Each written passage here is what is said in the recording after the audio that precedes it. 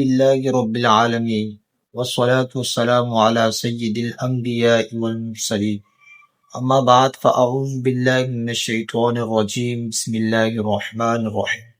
الصلاة والسلام عليك يا رسول الله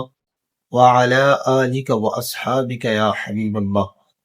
اللہ تعالیٰ کی حمد و ثنا اور نبی کریم صلی اللہ علیہ وسلم کی ذات مقدسہ پر درود پاک پڑھنے کے بعد میں سامعین کرام کو اس بات کی وضاحت کرتا چلوں کہ میرے آج کے بیان کا ٹاپک ہے وہ نبی کریم صلی اللہ علیہ وسلم کی جشن ولادت منانے پر قرآن و حدیث سے پیش کرنا ہے، تاکہ آپ لوگوں کو اس بات کی وضاحت مل جائے کہ اصل عید میلاد النبی کی اصل اسلام میں کس طرح سے موجود ہے۔ تو اس کے اوپر آج میں قرآن مجید فرقان حمید سے 3 آیت مقدسہ پیش کروں گا، اور اس کے علاوہ 3 احادیث مبارکہ بھی پیش کروں گا کہ جشن عید میلاد النبی صلی اللہ علیہ وسلم منانا قرآن و سنت سے ثابت ہے۔ نمبر 1، اللہ کا نبیوں کی ولادت کا ذکر فرمانا۔ اللہ تعالیٰ نے قرآن مجید میں نبیوں کی ولادت کا ذکر فرمایا۔ اس سے یہ بات معلوم ہوتی ہے کہ نبیوں کی انبیاء کی ولادت کا دن کو یاد رکھنا ایک نیک عمل ہے۔ حضرت عیسیٰ علیہ السلام کے بارے میں فرمایا گیا، قرآن مجید فرقان حمید فرماتا ہے وَالسَّلَامُ عَلَيَّ يَوْمَ وُلِدتُّ وَيَوْمَ أَمُوتُ وَيَوْمَ أُبْعَثُ حَيًّا، جس کا ترجمہ یہ ہے کہ سلامتی ہو مجھ پر جس دن میں پیدا ہوا، جس دن میں مروں گا، اور جس دن میں اٹھایا جاؤں گا۔ تو یہاں عیسیٰ علیہ السلام نے اپنے پیدا ہونے کے دن کو سلامتی کا دن قرار دیا۔ تو اس سے ثابت ہوتا ہے کہ نبیوں کی ولادت کے دن کو منانا جائز ہے۔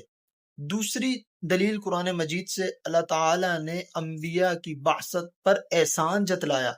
اللہ تعالیٰ قرآن مجید فرقان حمید میں ارشاد فرماتا ہے لَقَدْ مَنَّ اللَّهُ عَلَى الْمُؤْمِنِينَ إِذْ بَعَثَ فِيهِمْ رَسُولًا مِّنْ أَنفُسِهِمْ کہ اللہ نے مومنوں پر بڑا احسان فرمایا کہ انہی میں سے اللہ نے رسول کو بھیجا۔ اللہ نے کروڑوں نعمتوں سے نوازا، اللہ نے احسان نہیں جتلایا، لیکن رسول اللہ کو بھیجا، اس پر اللہ نے احسان جتلایا۔ تو جس چیز پر اللہ نے احسان جتلایا تو ہم اللہ کے احسان پر خوشی منائیں، ہم مصطفیٰ کی ولادت پر خوشی منائیں، تو پھر اس میں کیا مسئلہ ہے؟ تو قرآن سے ثابت ہے نا، رسول اللہ کا احسان ہے، ہم اس احسان کی ہی خوشی منا رہے ہیں۔ تیسری دلیل قرآن مجید فرقان حمید میں اللہ فرماتا ہے قُلْ بِفَضْلِ اللَّهِ وَبِرَحْمَتِهِ فَبِذَلِكَ فَلْيَفْرَحُوا، اے محبوب کریم آپ ان سے فرما دیجئے کہ اللہ کا فضل اور اللہ کی رحمت ان پر ہے، ان کو چاہیے کہ اس کی خوشی منائے۔ تو اس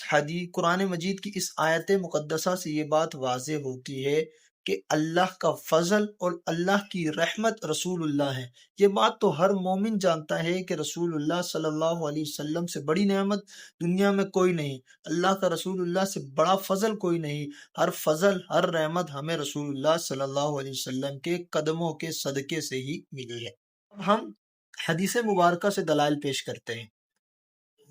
مسلم شریف کی حدیث مبارکہ ہے، حضرت ابو قتادہ رضی اللہ تعالیٰ عنہ سے روایت ہے، فرماتے ہیں کہ رسول اللہ صلی اللہ علیہ وسلم سے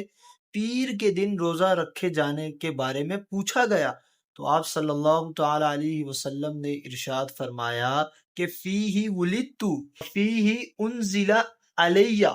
کہ اسی دن میں پیدا ہوا اور اسی دن مجھ پر وحی اتاری گئی۔ تو رسول اللہ صلی اللہ تعالی علیہ وسلم اپنی ولادت کا دن خاص عمل یعنی روزہ رکھ کر منایا کرتے تھے۔ بخاری شریف میں روایت ہے کہ جب ابو لہب کو رسول اللہ صلی اللہ علیہ وسلم کی ولادت کی خبر ملی تو اپنی لونڈی صوبیہ کو آزاد کیا، تو اسی عمل پر ان کے عذاب میں پیر کے دن تخفیف کی جاتی ہے، یعنی اگر ایک کافر حضور کی خوشی میں لونڈی کو آزاد کرے اس کے عذاب میں کمی ہو سکتی ہے، تو پھر ایک مومن کا رسول اللہ صلی اللہ علیہ وسلم کی ولادت پر خوشی منانے کا کیا اجر ہوگا۔ تیسری حدیث مبارکہ مسلم شریف میں حدیث پاک رسول اللہ صلی اللہ علیہ وسلم نے ارشاد فرمایا انا سید ولید آدم یوم القیامتی ولا فخرا، کہ میں قیامت کے دن آدم کی اولادوں کا سردار ہوں، یعنی میں قیامت کے دن اولاد آدم کا سردار ہوں گا اور مجھے اس پر فخر نہیں۔ تو رسول اللہ صلی اللہ علیہ وسلم جب خود اپنی شان و عظمت بیان کر سکتے ہیں، تو اگر ہم رسول اللہ کی شان و عظمت بیان کریں تو اس میں برا کیا، اس میں بدعت اور شرک کیا؟ یہ تو تھا قرآن اور حدیث سے میں نے آپ کو دلائل پیش کر دیے۔ اب خلاصہ کیا نکلا کہ اللہ کا خود انبیاء کی ولادت کا ذکر قرآن شریف میں کرنا، اللہ تعالی رسول اللہ صلی اللہ علیہ وسلم کا اپنی ولادت کے دن خاص اہتمام روزے کے ساتھ گزارنا، رسول اللہ صلی اللہ علیہ وسلم کی خوشی میں ابو لہب کا لونڈی کو آزاد کرنے پر، خوشی کرنے پر عذاب میں تخفیف ہونا، اور اللہ تعالیٰ کا رسول اللہ صلی اللہ علیہ وسلم کو احسان قرار دینا۔ لہٰذا اس سے ثابت ہوا کہ میلاد شریف منانا قرآن و سنت کے عین مطابق ہے، جب تک اس میں خلاف شرع کام نہ ہو۔